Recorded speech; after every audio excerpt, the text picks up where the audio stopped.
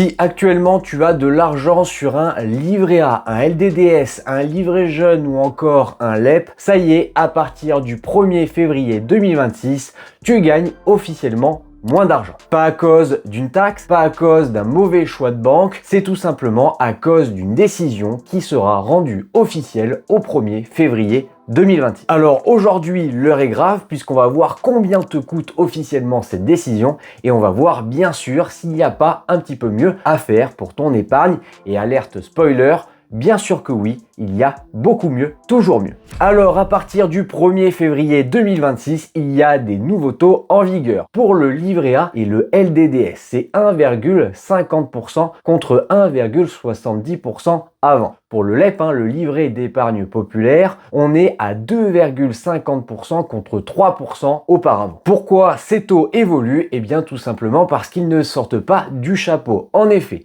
ils sont basés sur deux éléments, l'inflation mais également les taux dits courts. Donc résultat, quand l'inflation baisse, eh bien les performances de tes livrets également. Alors effectivement, cette baisse n'a l'air de rien. On passe de 1,70% à 1,50%. Pas terrible, mais si on le matérialise avec quelques chiffres, tu vas voir qu'il y a clairement un manque à gagner. Alors admettons que tu places maintenant 10 000 € sur un livret A. Auparavant, ça t'aurait rapporté 170 € par an. Pas terrible, mais c'est toujours ça de prix. Maintenant, eh bien avec la baisse des taux, c'est plus 170, mais 150 € par an. Moins 20 €. Ça paraît anodin, mais clairement, la baisse est bien présente, surtout sur un tel montant. Alors, ce qu'il faut bien comprendre, c'est que la baisse, eh bien, elle est structurelle, pas ponctuelle. Donc, il faut faire très attention pour ton épargne de sécurité à l'avenir. Alors, je t'ai pris un exemple en plus de 10 000 €, mais je vous connais, il y en a certains qui placent bien jusqu'au plafond du livret A, à savoir 22 950 €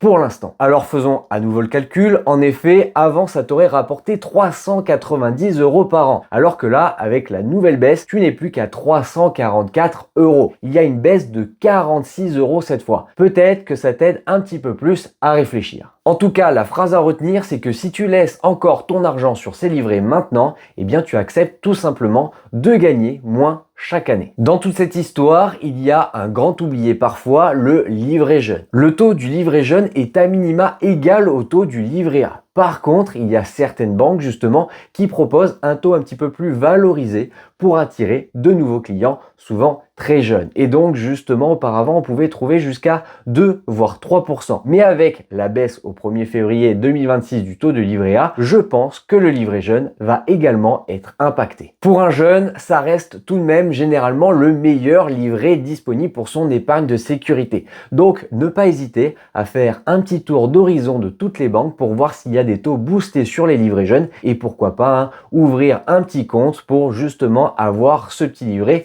bonifié. Attention tout de même, ne pas ouvrir un compte pour ouvrir un compte, parce que si justement derrière la banque facture des frais de tenue de compte ou alors d'autres frais justement pour inactivité sur ce compte et que vous avez plus de frais que ce que vous rapporte le livret jeune, ça ne vaut clairement pas le coup. Donc faites très attention à ça. Alors on a parlé des livrets, de la baisse des taux, mais clairement à quoi servent ces différents livrets? Bien déjà la première des choses à bien comprendre, c'est que ces livrets sont uniquement là pour de la sécurité. Ce n'est en aucun cas un placement. De ce fait, on se sert justement de ces livrets pour placer notre épargne de sécurité, généralement entre 3 et 6 mois de dépenses, pas plus, et c'est clairement pas là pour s'enrichir. Alors de ce fait, vous prenez généralement toutes vos dépenses que vous avez sur un mois, n'hésitez pas à prendre justement les dépenses également annualisées que vous venez mensualiser par la suite pour bien tout prendre en compte et vous multipliez par 3 ou par 6 selon votre appétence au risque. Clairement, le problème n'est pas le livret A ou le LDDS ou le LEP. Non, clairement, c'est d'y laisser beaucoup trop d'argent, plus d'argent que nécessaire. Je fais justement une petite parenthèse, c'est pour cela que j'ai voulu créer la formation L'excellence par MPM Investissement. En effet, je vous explique comment calculer au plus juste votre épargne de sécurité et surtout comment construire par la suite un portefeuille long terme pour devenir un serial investisseur. Tu retrouves comme à chaque fois tous les liens en message épinglé. En introduction, je t'ai également dit qu'il y a peut-être mieux. Eh bien, c'est ce qu'on va voir tout de suite. Reprenons notre hypothèse de départ. Capital initial de 10 000 €. On veut quelque chose de très sécurisé et donc on a un horizon de placement de maximum 1 an puisqu'en effet, on veut quelque chose où on va pouvoir venir piocher en cas de coup dur, donc comme bon nous semble. Sur le livret A, pour rappel à taux 1,50%, à 10 000 €, tu vas avoir un capital final de 10 150 € puisque tu auras gagné 150 € d'intérêt au final. Si maintenant on avait placé ce capital initial non pas sur un livret A,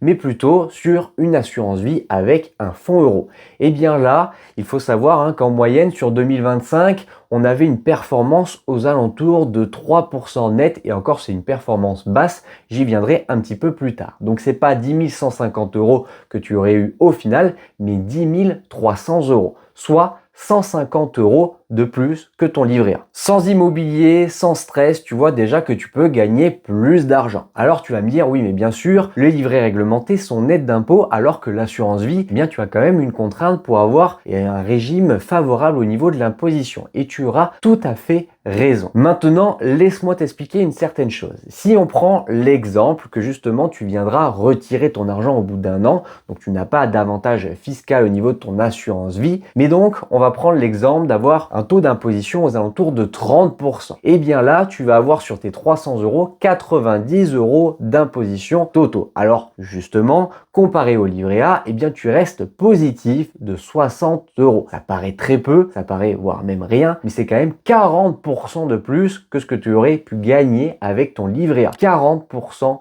de plus. Alors imagine maintenant que finalement tu n'as pas eu besoin de ton épargne de sécurité, que ce soit dans 1, 2, 3 ans, et donc tu atteins même la barrière symbolique des 8 années d'ancienneté de contrat. Et là tu vas avoir un avantage fiscal. Donc l'imposition que je t'ai citée précédemment elle va être gommée sur notre exemple précédent.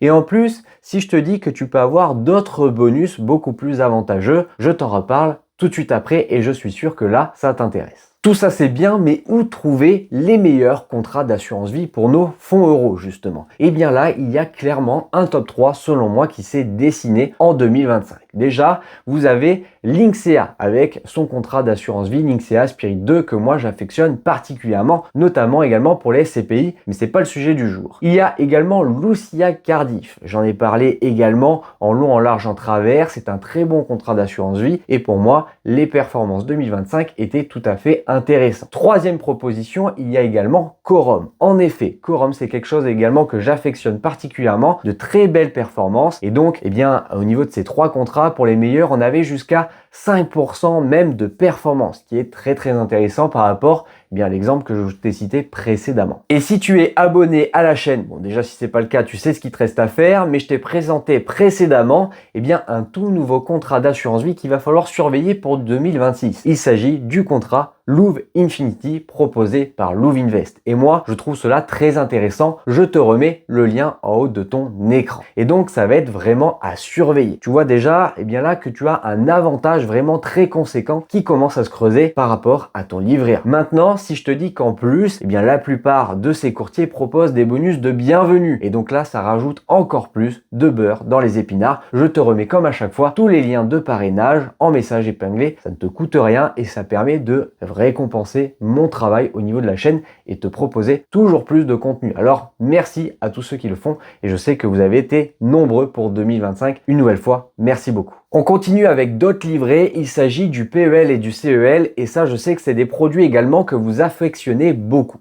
Eh bien, depuis le 1er janvier 2026, le PEL est descendu à 2%, 1,40% net. Alors là, justement, il y a de la fiscalité. C'est toujours bon à connaître. Maintenant, les anciens contrats continuent à être à 2,50%. La prochaine révision, sera le 1er janvier 2027. Donc, attention, pour moi, le PEL n'a jamais été une bonne option et ça continue de le rester, surtout avec, encore une fois, cette baisse de taux. On continue également avec le CEL. Alors, le PEL, c'était le plan épargne logement. Là, on est sur le CEL, compte épargne logement. Pour l'instant, son taux est de 1,25% brut. puisque là aussi il y a de la fiscalité. Et puis en plus, ça suit généralement le livret A, donc une baisse aux alentours des 1% est peut-être à prévoir. Donc clairement, si le PEL n'est pour moi pas une bonne option, le CEL l'est encore moins, donc c'est à oublier. En 2026, la règle est simple. Si tu continues à mettre ton argent sur des livrets, et bien là, ça va être quelque chose de très